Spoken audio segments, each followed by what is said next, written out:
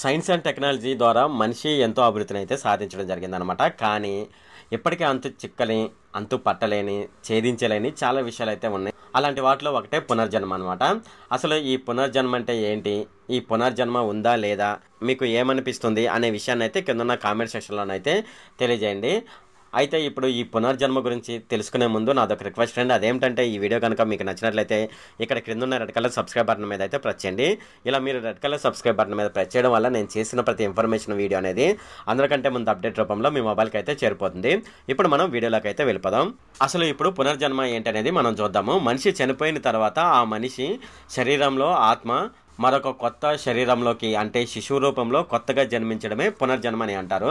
ఈ పునర్జన్మ గురించి పవిత్ర హిందూ గ్రంథమైన భగవద్గీతలో శ్రీకృష్ణుడు అర్జునుడితో ఈ విధంగానైతే చెప్పడం జరిగిందనమాట. ఆత్మ అనేది అంతం లేనిది, ఆత్మను ఎవరూ నాశనం చేయలేరని, శరీరం మరణించినా ఆత్మ మరణించదని చెప్పడం జరిగింది. అంతేకాకుండా పుట్టినవాడు గిట్టక తప్పదు, గిట్టినవాడు పుట్టక తప్పదు అని కూడా చెప్పడం జరిగింది. అలాగే దీనికి ఒక ఉదాహరణ ఏంటంటే, మనం మాసిపోయిన బట్టలు ఉంటాయి కదా, మనం మాసిపోయిన బట్టలు విడిచి కొత్త బట్టలు అయితే మన శరీరానికి ధరిస్తూ ఉంటాం అనమాట. శరీరం విడిచిన ఆత్మ కొత్త శరీరంలోకి అదే విధంగా ప్రవేశిస్తుందని దీని అర్థం అనమాట. అంతేకాకుండా ఈ పునర్జన్మ గురించి ఇప్పటి వరకు ముగ్గురు పూర్వ జన్మలో జన్మించి ఆ జన్మలో చనిపోయిన తర్వాత మళ్ళీ ప్రజెంట్ జన్మలోనైతే పుట్టడం జరిగిందనమాట. ఇలా పుట్టిన తర్వాత వాళ్ళకు గత జన్మ జ్ఞాపకాలు అయితే గుర్తున్నాయి. ఆ గుర్తున్న జ్ఞాపకాలు అయితే వాళ్ళు చెప్పడం జరిగిందనమాట. సో వాళ్ళు ముగ్గురు అయితే ఉన్నారు. సో ఆ ముగ్గురు గురించి అయితే మనం ఈ వీడియోలో డిస్కస్ చేద్దాము. 1987లో నార్త్ శ్రీలంకలో బకమానా అనే ఒక టౌన్ అయితే ఉంది. ఆ టౌన్లో టీచర్స్ అయిన మధువర్తి, కమలేశ్వరి అనే భార్యాభర్తలు అయితే ఉండేవాళ్ళు అనమాట. వాళ్ళకి పూర్ణిమ ఏకనాయకే అనే ఒక పాప అయితే పుట్టడం జరిగింది. ఈ పూర్ణిమకి 3 సంవత్సరాల వయసు వచ్చే వాళ్ళకి వాళ్ళ అమ్మా నాన్నలతో గత జన్మ జ్ఞాపకాల గురించి అయితే చెప్పడం మొదలుపెట్టింది అనమాట. పూర్ణిమ తను గతంలో అమ్మాయిని కాదని అబ్బాయినని, అలాగే గత జన్మలో తన పేరు జీనా దాస్ అని చెప్పడం జరిగిందనమాట. తను ఆ జన్మలో అంబిక, గీత, పిచ్చ అనే అగరబత్తీలు తయారు చేస్తూ ఉండేదని, అయితే తయారైన అగరబత్తీలు అమ్మడానికి తను వెళ్ళినప్పుడు తను ఒక పెద్ద యాక్సిడెంట్కి గురవడం వల్ల తను ఆ జన్మలో చనిపోవడం జరిగిందని ఆమె చెప్పడం జరిగిందనమాట.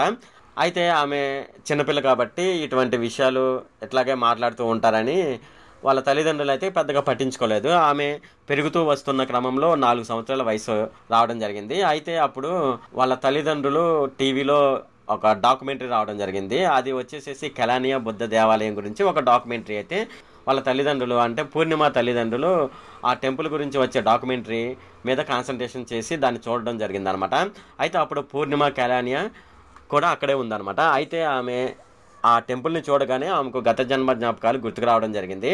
సో ఆమె వాళ్ళ తల్లిదండ్రులతో తను గత జన్మలో ఈ టెంపుల్ దగ్గరికి వెళ్ళి చూశానని, ఆ టెంపుల్ దగ్గర ఉండే నదికి అటు ఇటు ఉండే ఊరిలో ఉండేదానినని ఆమె చెప్పడం జరిగింది. వాళ్ళు తయారు చేసిన అగరబత్తీలు అమ్మడానికి వెళ్ళి ఒక యాక్సిడెంట్కి గురయ్యి పెద్ద వెహికల్ కింద పడి నేను చనిపోవడం జరిగిందని ఆమె చెప్పడం జరిగింది అనమాట తన పేరెంట్స్తో.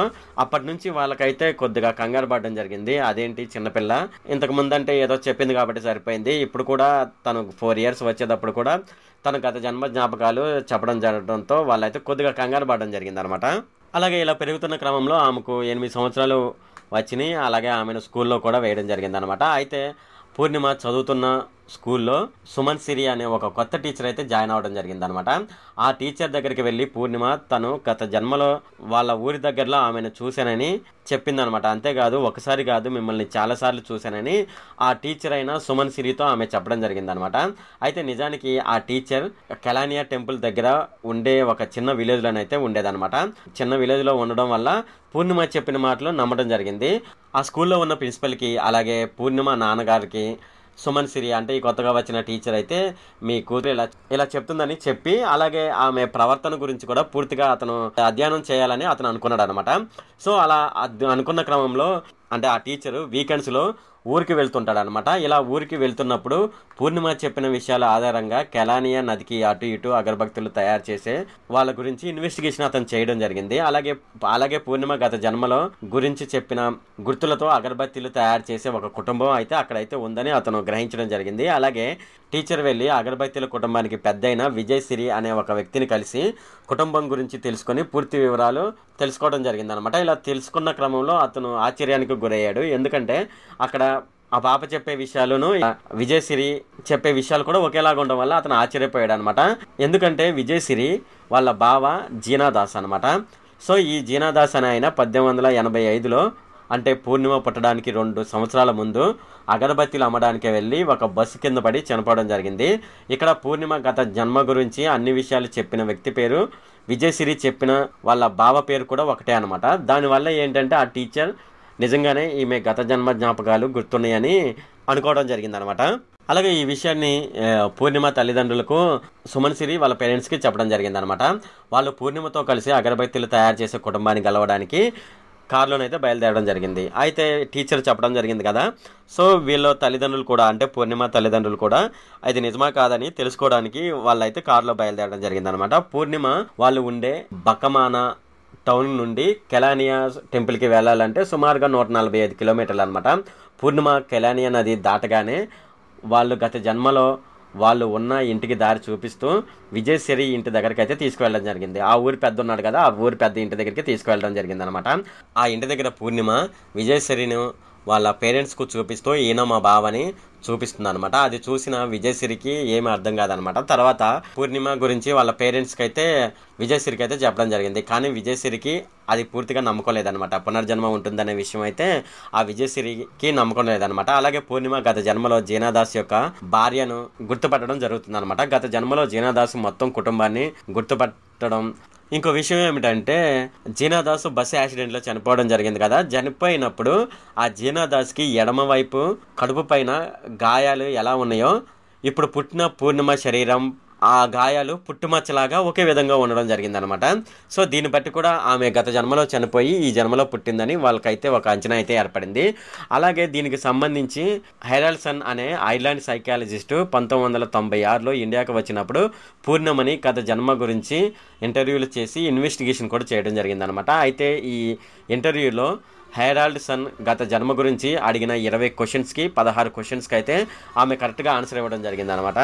పూర్ణిమ అనే ఆవిడ పోయిన జన్మలో చనిపోయి ఈ జన్మలో పుట్టడం వల్ల ఆమెకు గత జన్మ జ్ఞాపకాలని ఇలాగా చెప్పడం జరిగింది. అయితే ఇంకొకటి ఉంది, అది ఏంటనేది ఇప్పుడు మనం చూద్దాము.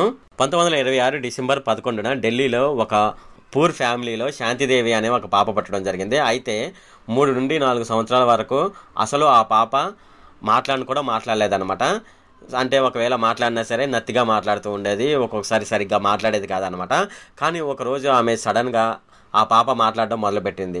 కానీ ఆ పాప పేరు శాంతిదేవి కాదని, నా ఊరు ఢిల్లీ కాదని, మా ఊరు మదురై అనే ఒక చిన్న పట్టణం అని, అది ఢిల్లీకి 150 కిలోమీటర్ల దూరంలో ఉందని ఆమె చెప్పడం జరిగిందనమాట. అంటే ఆమె పోయిన జన్మలో చనిపోయి ఈ జన్మలో పుట్టడం వల్ల ఆమె గత జన్మ జ్ఞాపకాలు ఆ విధంగా గుర్తున్నాయి అనమాట. మరో ఘటన అయితే జరిగింది, అదేమిటనేది ఇప్పుడు చూద్దాము. అలాగే 1906లో ఇంగ్లాండ్లోని నార్త్ ఫోర్క్లో జేమ్స్ ఆర్థర్ ఫ్లవర్ డ్యూ అయితే పుట్టడం జరిగిందనమాట.